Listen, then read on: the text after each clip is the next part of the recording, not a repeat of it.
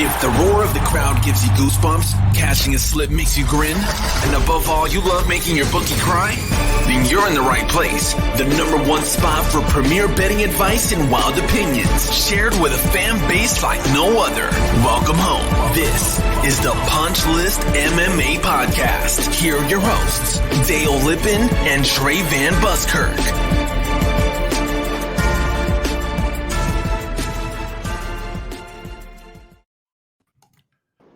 What is going on, ladies and gentlemen? It's your boy Dale Lippin in here with none other than Triple C himself, Henry Cejudo. What is going on, man? How are you? Yeah, doing good, guys. Just enjoying the summer, watching the Olympic Games, man. It's been this pretty much these next couple of weeks. I'm gonna be glued to the TV, man. You know, I love the games. I love the sports. I love everything that it's about, and I'm just happy, man, more than anything. That's awesome, man. I want to camp on the Olympics for a second. I know MMA is like the bread and butter on what we do and what people love, but man, I freaking love the Olympics more than anything else. I'm a patriot before anything else. So we've got semifinals wrestling coming up on August 1st. As far as those who are uninitiated with the representatives from the U.S., who do we need to be on the lookout for on the wrestling team this year? Oh man, you gotta be on the lookout. You gotta be on the lookout for everybody. To be quite honest with you, Team USA, we have closing the gap on the Russians. The Russians have always dominated our sports for years, but the U.S. has somehow always beat the best of Russia. But I think now, like we're pretty much back to our glory days from like '96 when you had Kurt Angle, you had Kendall Cross, Tom Brands. I mean, you had three Olympic champions that year, an Olympic medalist and Townsend Saunders, and I feel like the glory days are back for America. I think a lot of it you want to credit, a lot of sites like Flow Wrestling, that it's just social media, man. People are able to see techniques and just gravitates towards people that are doing extremely well, super technical.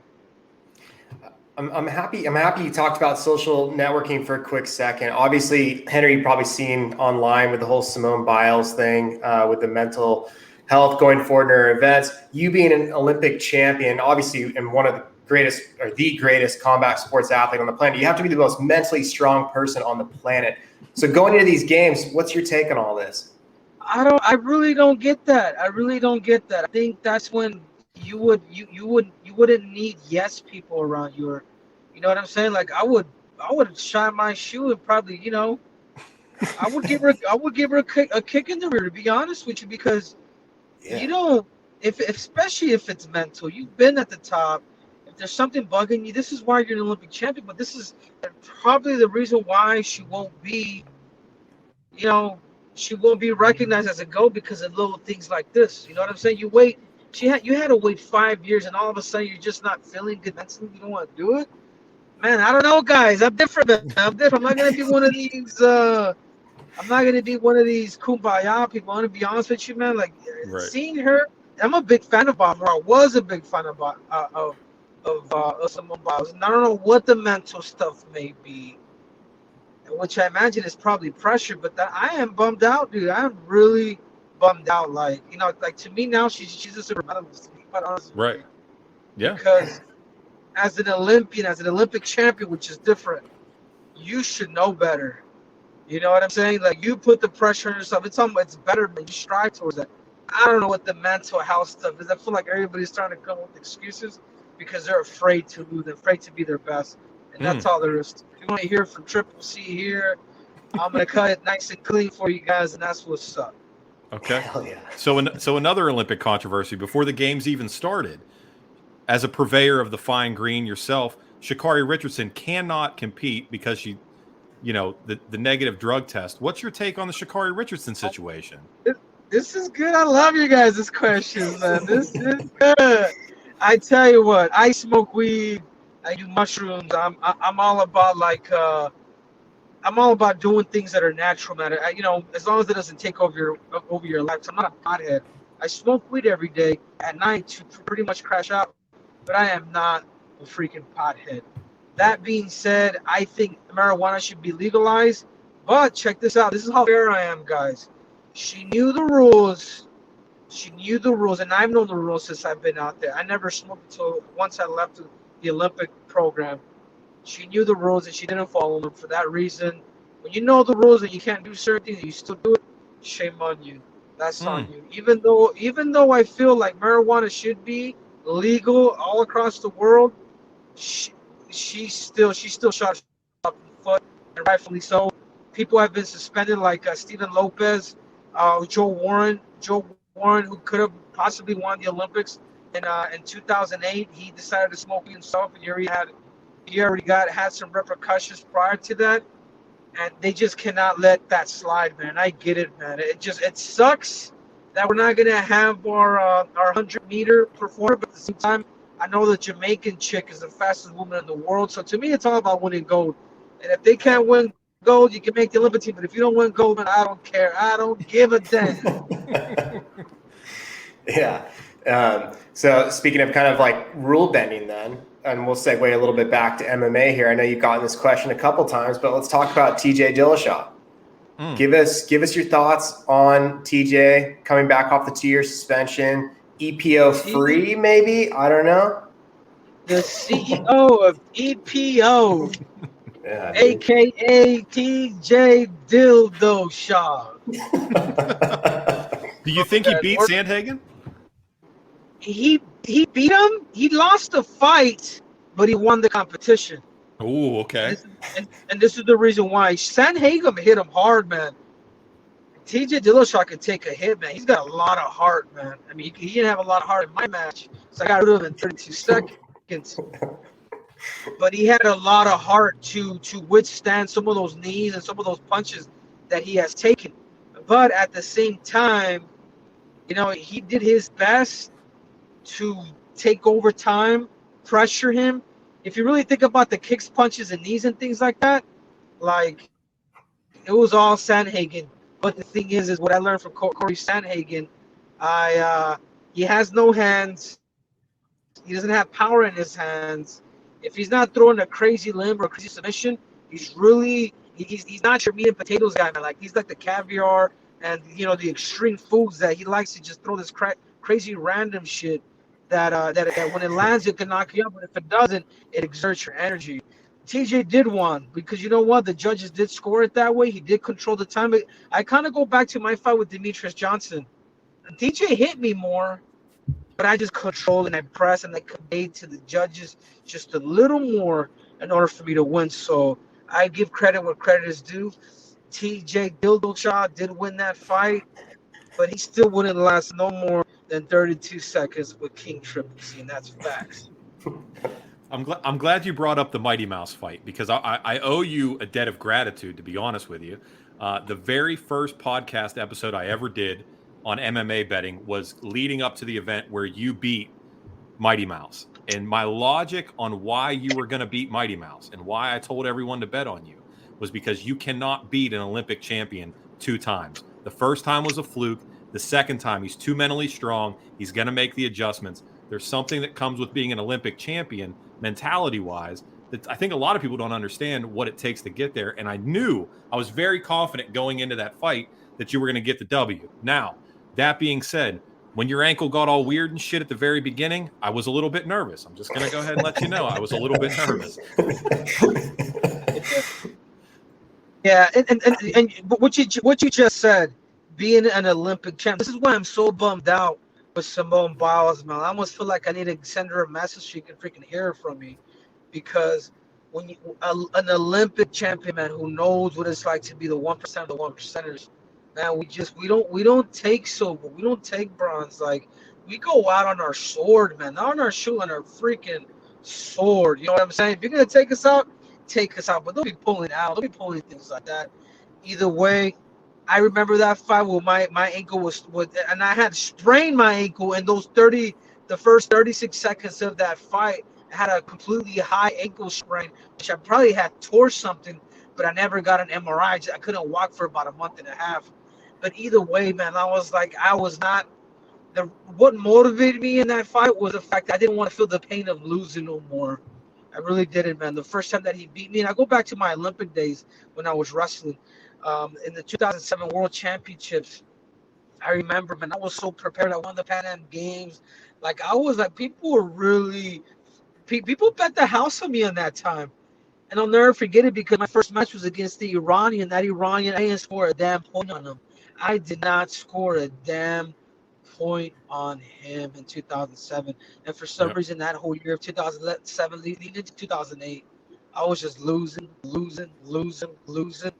And I just didn't understand why. I just didn't know why. But at the end of the day, I've always saw light at the end of the tunnel. And I knew that I knew that the only tournament that really mattered at that time was the Olympic trials and the Olympic Games.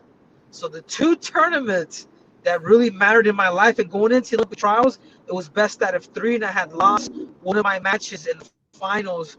Again, it was best out of 3, going up against the returning Olympic silver medalist, 3-time NCAA champion by the name of Stephen Abbas, which is the guy that I grew up watching. Had to beat him to make the team. I beat him to make the team. I ended up winning gold in 2008, become the youngest in history. So I go back and I see my match. I see the process, what it was like. So when I got hurt with Demetrius Johnson, to me it was like, man, you know what? You better literally kill me this time, dude. You better literally kill me, because I'm gonna do my best to take you out. And sure enough, I go back to the same thing. There's a big difference between you being a better fighter and being a better competitor. TJ Dillashaw was a better competitor in the fight. He wasn't a better fighter. He was just a better competitor. Same thing with me, because at the end of the day, it's all, when you strip everything down to, extreme. When you strip everything down to the T, to the bone, it's all a competition, man. It's not mixed martial arts. It's about who can perform and do better. And that's all it was, man. It's the attitude, man. It was the attitude and not wanting to feel that pain of losing ever again, especially to him. Because you have to remember, the dude knocked me out in 2 minutes and 36 seconds in round 1. It was quick. It was quick. The most embarrassing way that somebody could knock down in front of 25,000 people when I was in a fetal position.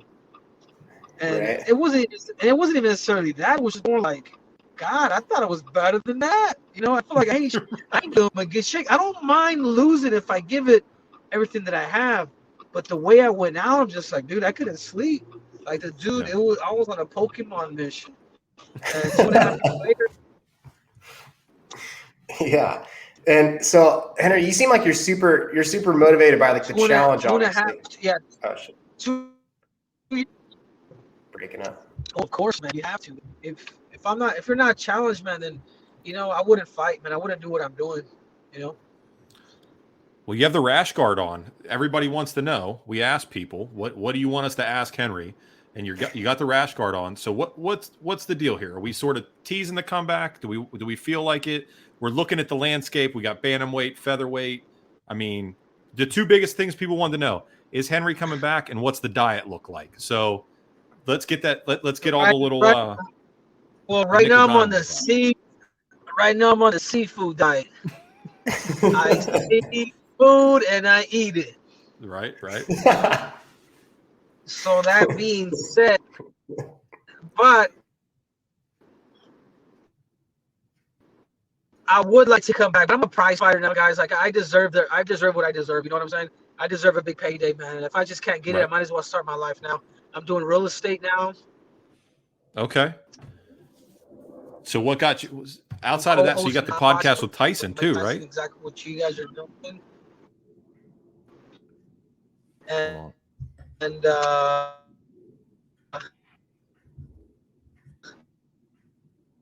no, we're losing him. The car. The dreaded car. We might be in a little tunnel here. Yeah, so I got the podcast with Tyson. And I'm about to be a dad. My girl's pregnant. Congratulations, man. She's, my girl's pregnant. Come on, get it back. Get that signal back. I got a lot of projects. I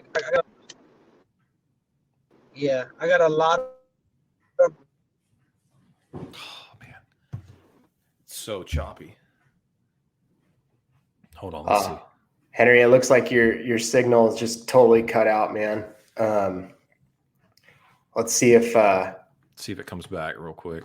See if we can pump you back in here. No, it's like all the way locked up. I'll text him and tell him to come right back in. Do you want me to bump the link and then bring him back, or like bump him out and then have it come back in? Yep. Right. I'll put it on you and I real quick.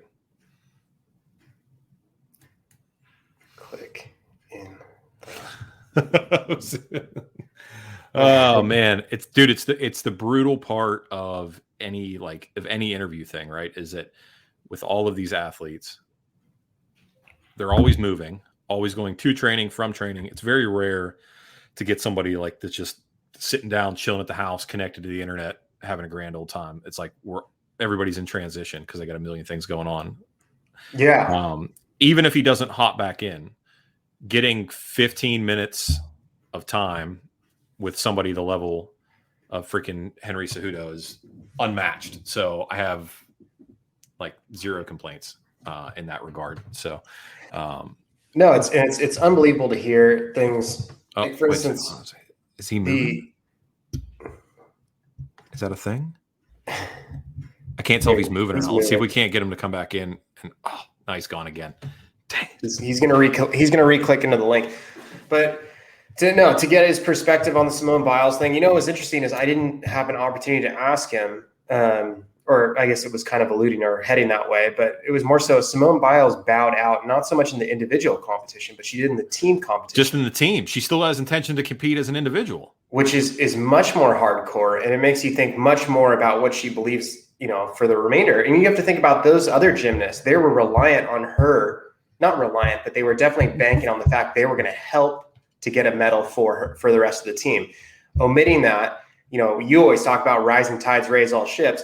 The cool thing about that is with her leaving because of her mental issues or so forth, the level to which those girls raised their talents that night, unbelievable. And that's kind of like, hey, we got the cap and the ship down.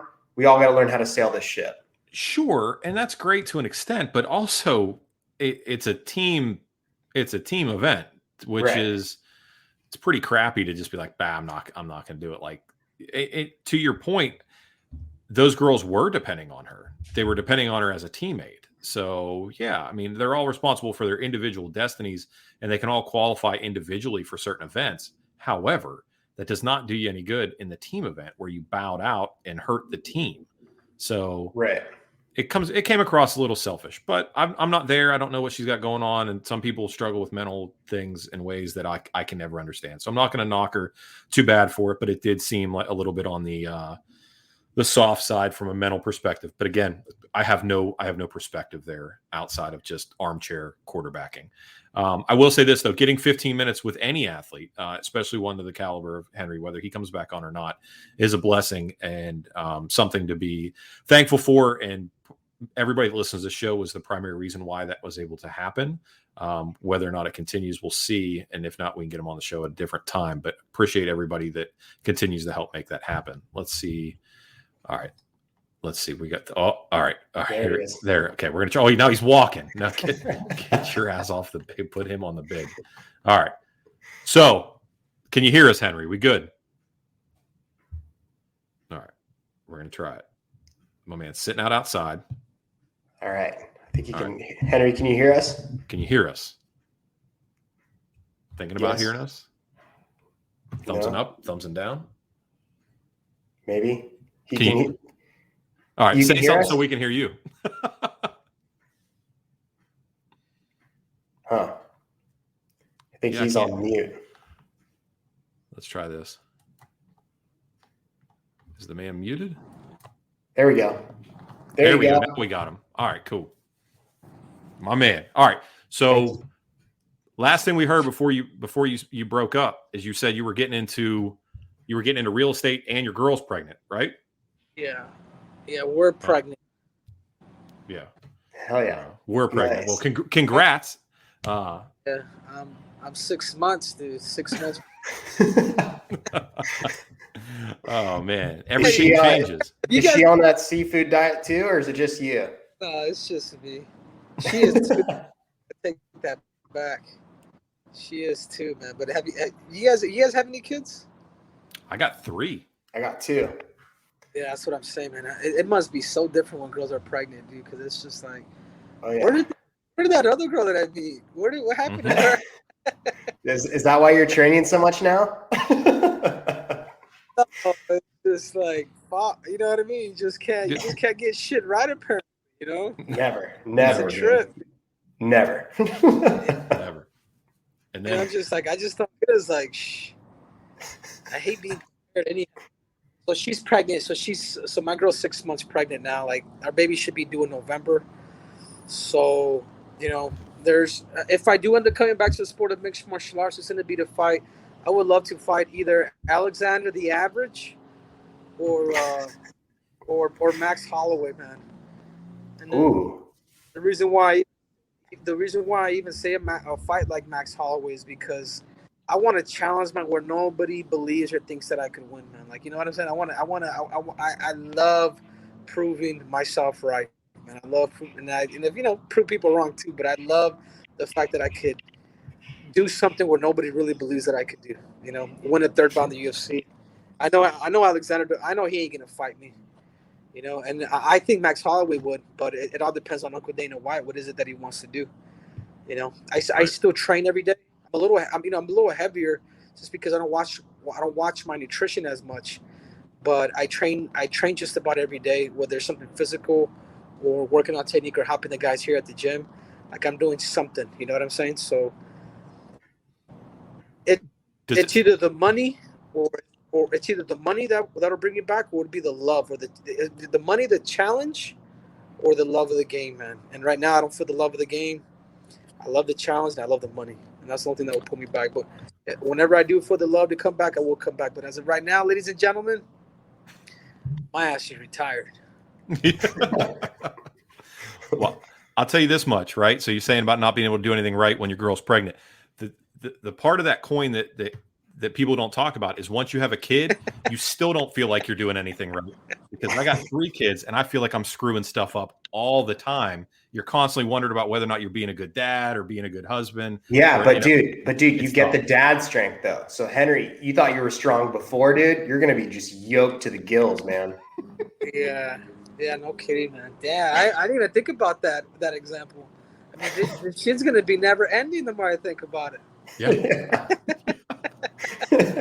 That's the worst part, man. Nobody thinks about that. Yeah.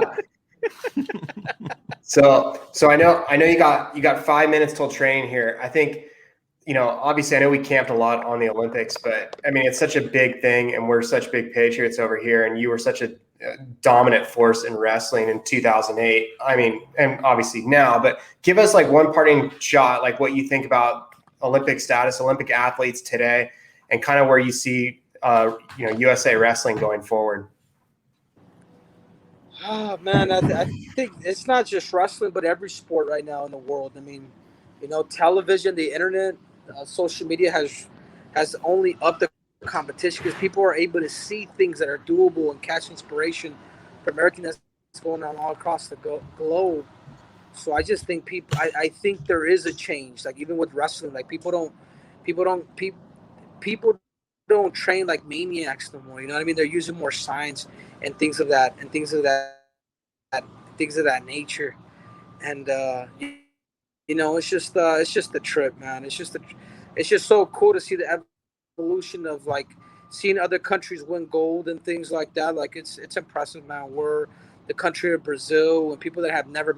It allows you and lets you know that anything and everything is possible, man. If you put yourself, if you dedicate and your time to the ability that you feel and you think you have, which is your gift. Sure. So speaking of gifts, you've been helping out, or actually, I mean, it's your gig too. The Hotboxing podcast with you and Iron Mike. What's your takeaway on this whole podcasting media landscape thing, man? How much are you digging that, sitting around chopping it up with people and just having a good time? What do you think about the whole podcasting game? Oh, I think it's good, man. I think it's super, super good. I think it's, especially doing with the legend like Mike Tyson, have a good relationship with him. It's I think the key is to just be consistent with it, because the moment you stop being consistent, is people would jump ship to another place. But right now, Hotbox is one of the best, one of the most watched podcasts in the world right now. And the goal with Mike and I is to to take it to the level of Joe Rogan, and eventually license it to a Spotify or to whomever, an XM radio, and get paid even more money. That's the goal, man. That's the goal. So hanging out with a guy like Mike Tyson, obviously he's probably got stories for days, but he also drops these little nuggets of wisdom from time to time. What's the nugget that he gave you or has given you that you carry around with you? A nugget of wisdom that Mike's instilled in you that you carry around with you?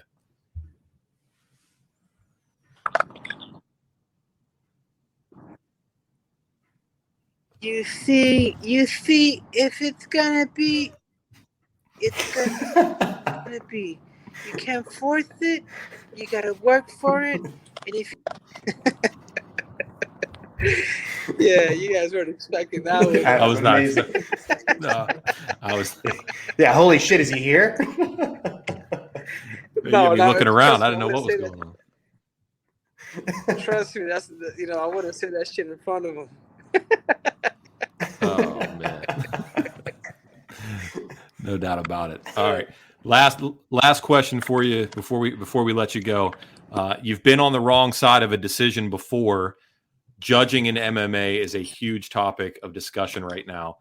What do you think about the current landscape as far as judging goes? Is there a way to fix it, or do we think we're just kind of stuck with this broken product with no end in sight? Now, is that because of the TJ fight, or is that where I saw Francis Ngannou to?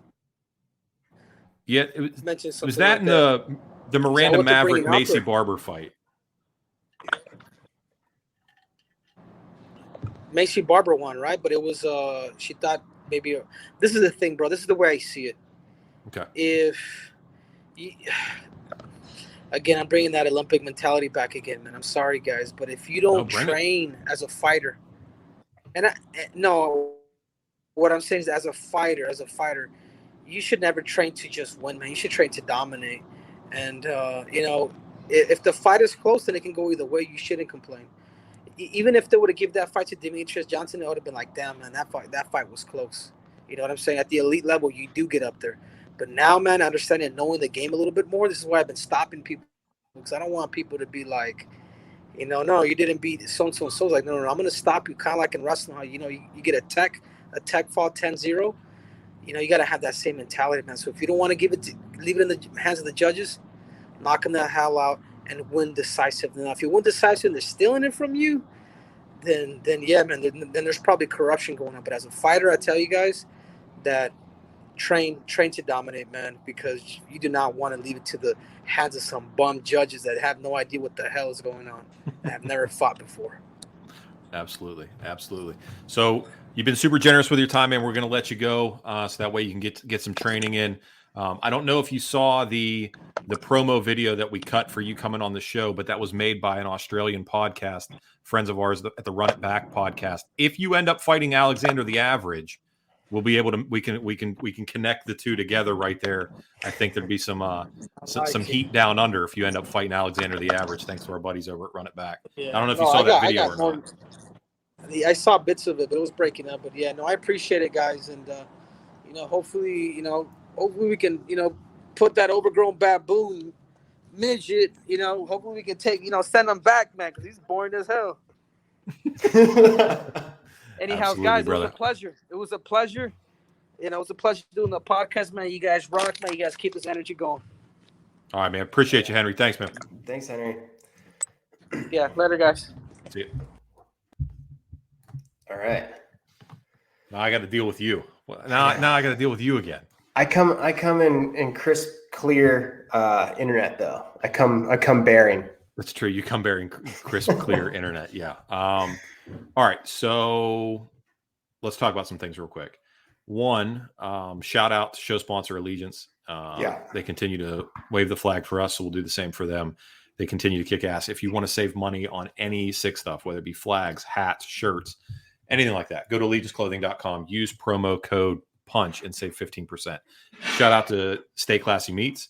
Go to Stay Classy Meats, get farm to table, no antibiotic, no GMO food delivered directly from the ranches in Montana directly to your door. Use promo code FIST.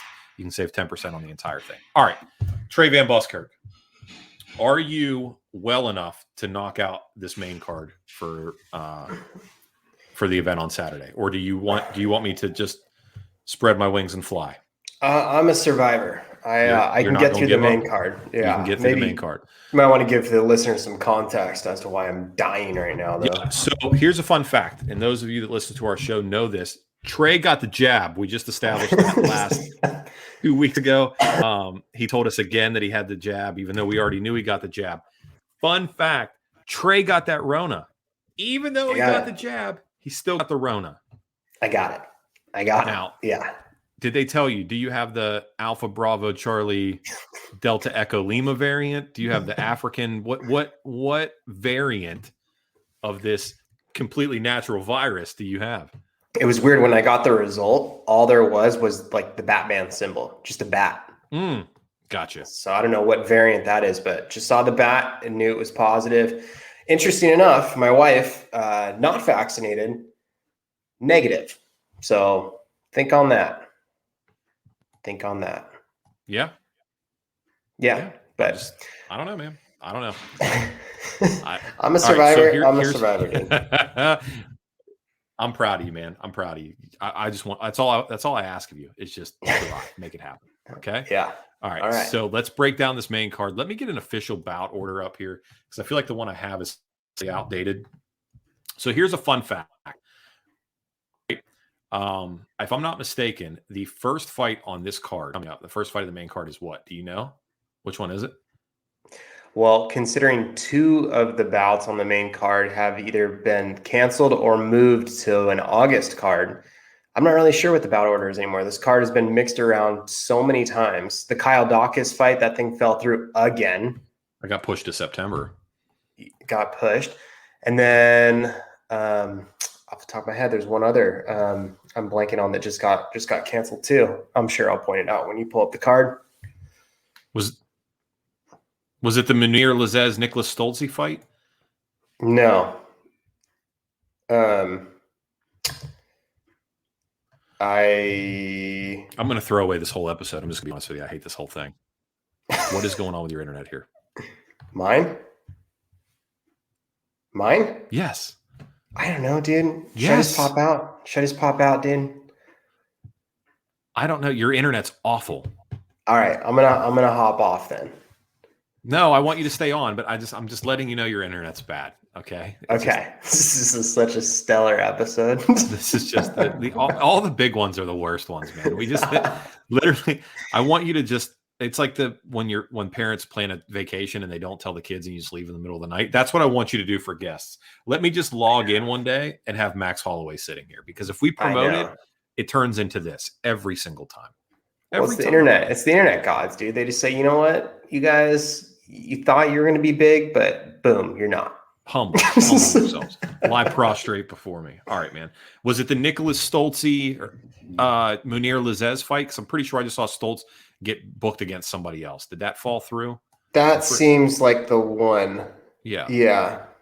But let's go through this. Let's get to Jason Witt, Brian Barberena, dude. First fight on the main card. Yeah, so you said Jason Witt has a chin made of granite last time out, and said he was of no risk whatsoever of getting slept, and Matthew Semmelsberger came out there and knocked him out instantly. Brian Barberena will rinse and repeat the same thing. Brian Barberena been out for almost a year now because he almost died from some sort of weird internal bleeding thing that he had going on. Minus 275 favorite, taking on big head Jason Witt here. Over under on rounds is at 2.5. Brian Barberena inside the distance. Hammer it, Jason Witt. Whatever, bro. The output's too good. Brian Barberena hits too hard. Bam, bam, gets it done. I'm telling you, he's knocking him out. Jason Witt is not it. You know, a lot of people said with Brian Barberena, obviously, yeah, you talked about the internal bleeding. He's also had multiple surgeries prior to that. And people asked him in this most recent camp, they said, how much longer do you plan on fighting? He said, I don't know. Let's just see how this one goes. Yeah. I think when people say that, it's a little bit of 1 foot outside the octagon. Makes me a little bit nervous. And plus, dude, he's been in so many wars.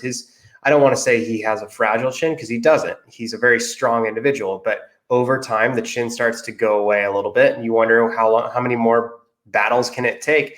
Jason Witt, though, to your point, man, he got knocked out via a jab. The dude is a paper chin. I like that play. I like under 2.5 more than anything. Jason Witt's got some decent submissions, and if he's able to get on top without taking much damage, there's an opportunity there for him to get a sub. But I think you're probably in the smart position, Barberena under 2.5.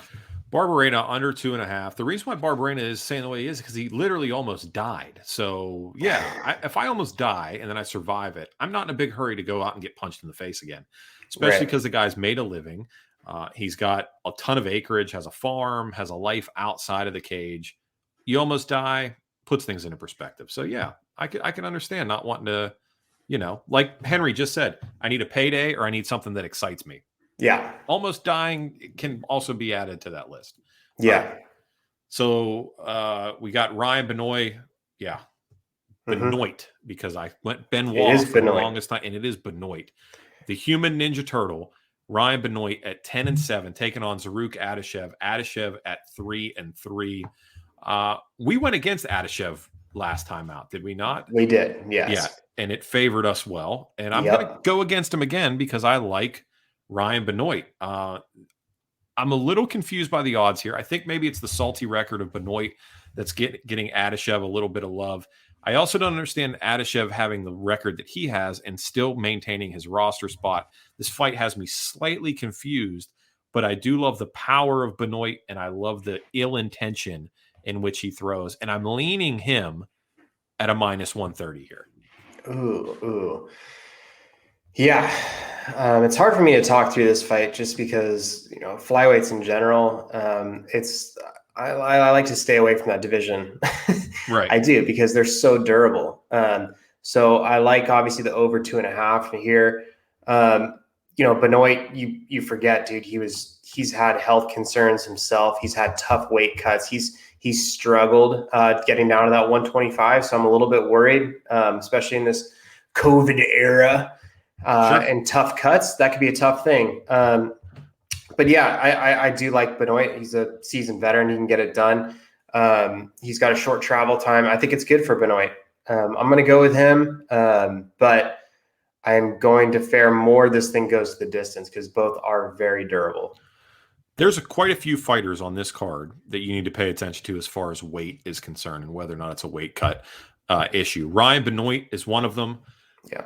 Nico Montana, who we'll talk about later on, is one. And then you've also got Jin Yu Fry as well, who you just got to watch as far as weight is concerned, man. I would not throw any of them in on a parlay, and probably realistically, unless you have a strong feeling, avoid creating any parlays this early in the week until you actually see the weigh-ins. The weigh-ins are going to be telling this week. I would anticipate one, if not more, fighter missing weight on Saturday or on Friday. Right. But as it stands right now, I'm leaning Benoit. All right, Kang Yo Kang. I can't remember. Kang versus Ronnie Yaya. Ronnie Yaya 27-10. Kang at 17-8. Are you going to go with Ronnie Yaya here? I know you're a jits guy, and I can feel your jitsy sense tingling here. You going with Ronnie Yaya? Because I always go Ronnie Yaya just based off of how good he is on the ground. Well, this one hits home, dude, because I've had the fortune of training with Hani Yaya, dude. Oh, Hani, you're right. Sorry. You let me say Ronnie 7 times, and you're right. It is Hani. Sorry. He was Ronnie 3 years ago, and I think right. he switched it when the woke age came out to make it Hani. Roger that. Yep. Yeah, I mean, I love Hani, but the only thing I don't like about him is he, in recent years, has fallen in love with his hands to set up his jiu-jitsu. And when he falls in love with his hands, he throws really heavy, and it's wild shots. It's not conservative. It's not technical. It's nuts. And the reason is he wants to create that kind of craziness to hopefully get it down to the ground and use his jiu-jitsu. I think Kang is going to come in. He's going to be the more technical striker. He's just a very meat and potatoes type guy. He's very good at certain things, not overtly great at other things. He's probably going to be a little bit, like I said, more technical on the feet. But I think in the chaos in a small cage, remember people, we're in the apex, small cage, throw the heavy hands, make it dirty and get it on the ground. Hani by sub is the play. And if you don't even want to do that and get cute, why not take plus money on a guy that is a vet and who's got a disparity for jiu-jitsu is far and away for Hani. I actually just like under 2.5 here because I feel like Yaya will kill himself trying to get a submission. And if he can't get it, we'll do exactly that. He'll tire himself out to the point where Kang might be able to get a TKO here. And then the flip side of that coin is that Yaya can do what he does very well and get the sub. So I'm more just so leaning under 2.5 and hoping for a finish. Don't forget Kang's coming off a 2-year layoff. Over a 2-year layoff. That's right. So you got a big layoff coming up. Small cage, submission specialist. Hope he's doing his work on the ground. And Yaya, like I said, will kill himself trying to get that submission a la Derek Minner versus Darren Elkins, who here I am slapping myself on the wrist publicly. I went against Darren Elkins after I said that I should bet on him. I went against him and went Derek Minner. My lesson has been learned. Darren Elkins 10-6 as an underdog. We always talk about fighters or underdogs that will fight for your money. Darren Elkins is that guy. I went against my own logic. I did it. I've done it twice now. I did it against Darren Elkins. And I did it against Dan Ige. I never bet on fighters coming in that had just had a kid. And I bet on Dan Ige and he lost. And then I bet on Darren Elkins because I went against a dog that lost or that would fight for my money. But one last thing about the card last week, Hannah Goldie lost. So the show remains undefeated. Dude, she didn't even look good. Undefeated, bro. Undefeated. I know. Don't fade the show. Henry, if he comes back, it's a guaranteed. It's a lock. So here's the thing: is we have to figure out what we're going to do because he's going to have a kid before he comes back, or like before he fights again. So we're going to have to figure out a way to counteract that. Right. We got to figure out a way to counteract the kid curse. So anyway, all right. Cheyenne buys. Wait, hold on, because she got promoted to co-main. So what's the one that got brought up? There had to be one that got brought up. What was it? Do we know? I don't know. I was just thinking it was Cheyenne buys and then the Hall Strickland fight. So 5. Only 4. 5. Yeah. No, that'd be 5. All right. Then Yeah, Cheyenne buys taking on Gloria DePaula. Cheyenne buys at 5-2. Gloria DePaula at 5-3. I don't understand why Cheyenne buys is super hot. Well, that's just that. Alfredo, you are. My thing with that is that I don't. Right. I don't understand how she gets a co-main event spot after getting annihilated by Montserrat Ruiz, who only beat her with a headlock. Well, you could say the same thing for Gloria DePaula coming off the Jenu Fry unanimous decision the other way. Both these are not deserving in any way, shape, or form of a co-main slot. No way. But it's a chick fight. It's the only one on the main card, and you got to have it. So do we go DePaula here at plus 142 because women's underdogs are science and they went 2-3 last week? I know it's normally science, but Cheyenne buys is tailor-made to beat Gloria DePaula, dude. She was tailor-made to beat Montserrat Ruiz, and all Ruiz did was hold on to her head like she was wrestling an alligator, and she couldn't get away from her. I know. But that was also a tough card. Wasn't that the card that her husband was fighting on the same card, and they both lost? Pretty sure. Yes. Yeah. So there was a lot of added pressure.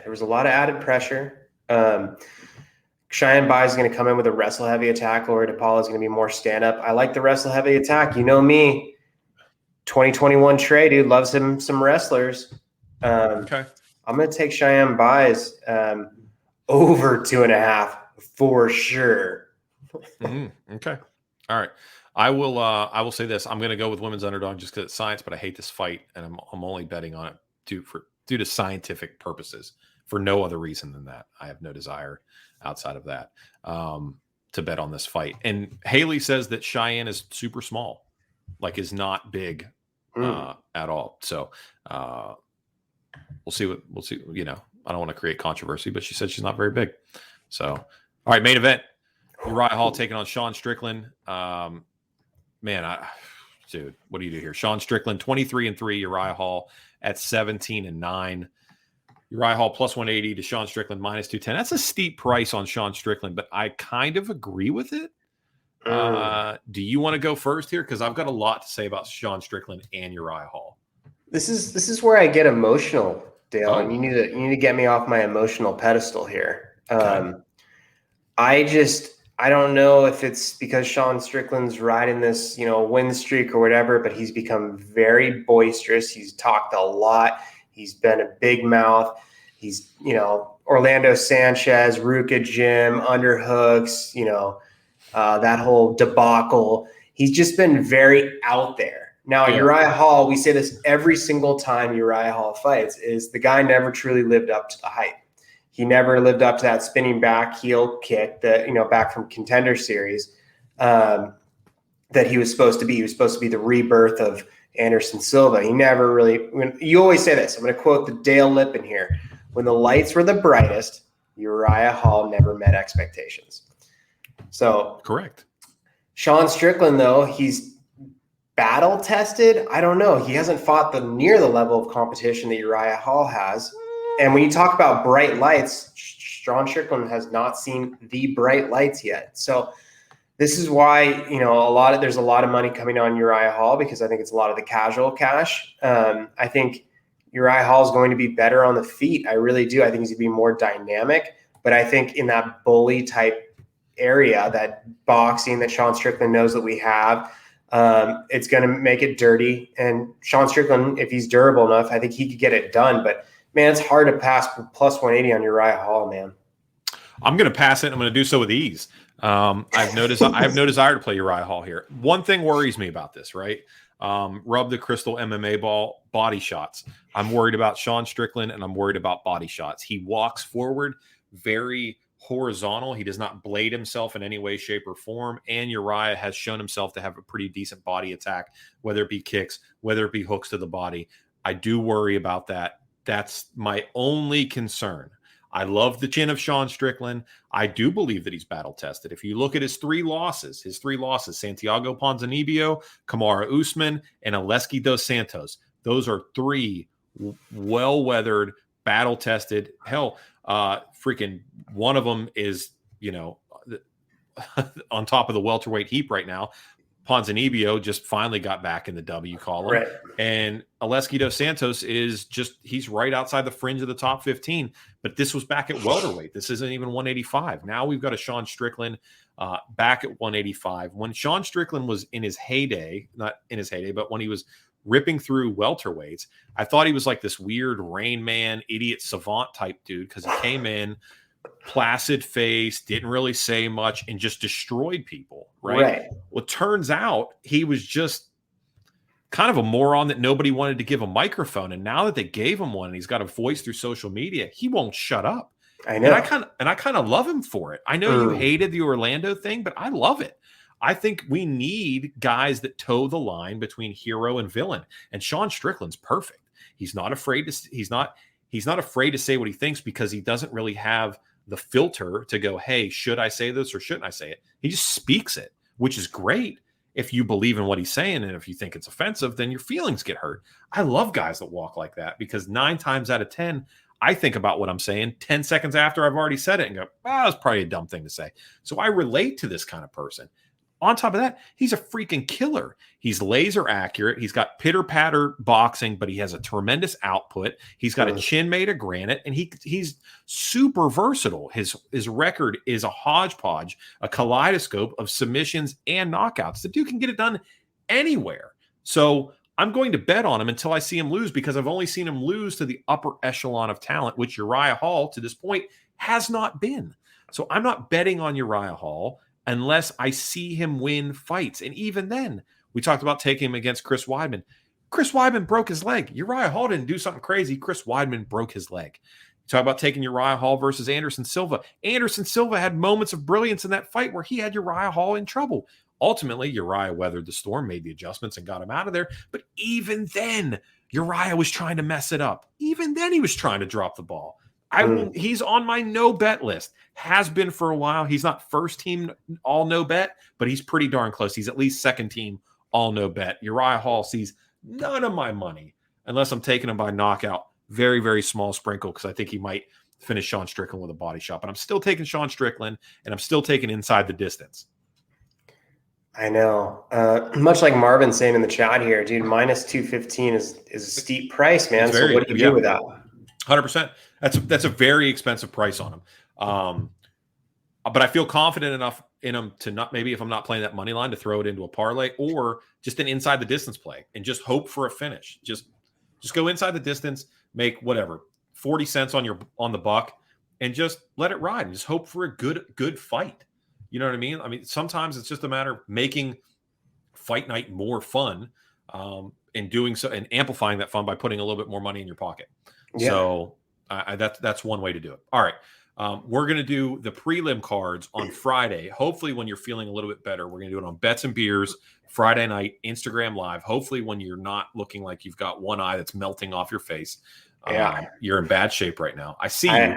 Dude, I'm like, I feel like when we do this podcast, sometimes like I'm like the face. Like sometimes if it like, you're the face. Normally, dude, if the internet's bad, I pop off my shirt and it makes everything good. Yeah. Can't pop off my shirt right now because I have no energy whatsoever. Yeah. No, you're the face, I'm the voice. That's we've already established that. So if we could somehow find a way for me to like get behind you and move our lips in unison, like whose line is it anyway? We'd be on we would have been on ESPN years ago. But we just can't do that right. That or like you come behind me and like ventriloquist me, dude. Just move me, move my mouth. Exactly. Well, dude, I'll just put my I'll grab you by your gooch, bro, and I'll just give you a little tickle, and you just it'd be like Ratatouille, 3 fingers, 2 fingers, and then you'll know exactly what to do, man. No worries. It comes so naturally. This is so weird. This is so weird. Anyway, all right. So Friday night Instagram Live at Punchlist MMA. We'll pick a time. We'll do Bets and Beers. Then we'll break down the whole prelim card. Shout out to Henry Cejudo, Fight Ready MMA, for making that happen. Yes. Appreciate you guys. Shout out to show sponsors Allegiance and Stay Classy Meats. If you guys don't already do so, follow us everywhere you possibly can. Instagram, Twitter. Email us if you're into that kind of thing. Chat at Punchlist MMA. I've been on Twitter a lot more lately. I'm trying to get these Twitter fingers strong. So hit us up on there. Appreciate everybody that tunes in the show, continues to make the things that we do here possible. We appreciate each and every one of you. If you haven't already done so, check out our boys over at Run It Back. Check out our boys over at Lunch Money Bet. Check out our boy over at 4 to Win MMA. We're going to be doing some Spanish stuff here real soon. We're going to be getting into the whole trying to do stuff. My man's has already offered graciously to hook us up with some Spanish lessons or to operate as translator de facto for some, if we can get some Latino or Latin American fighters on here, if we can do that. Bueno. Yeah. So we're gonna try to parlay that. Maybe if we can get Tracy Cortez on here and have 4 to Win translate, and then we'll pretend that we all speak Spanish. Yeah, but then she's gonna bring on Brian Ortega, and I'm gonna want to fight him. It's a whole thing, dude. But you love Ortega. You guys are boys. I don't like Ortega. Speaking of which, did you see your boy claimed his kids finally on Instagram? No, he really. Yes, somebody put a thing up. He put a thing up on his on I think his story, and had a picture of his kids on it. For the first time ever, the dude finally acknowledged that he had a life and kids for a while. He doesn't have a wife, but a life L and kids, which is weird. Well, he does have a wife. They're in the middle of getting divorced, but yeah. So there's that. There's your TMZ breaking moment, bitches. Boom. All right, Trey, I hope you feel better. I'll talk to you soon here, buddy. And producer Jake, you killed it as always, smoking darts outside while we had a guest. Appreciate all you guys to tune into the show. Be good to each other. We'll see you on Friday. Yeah.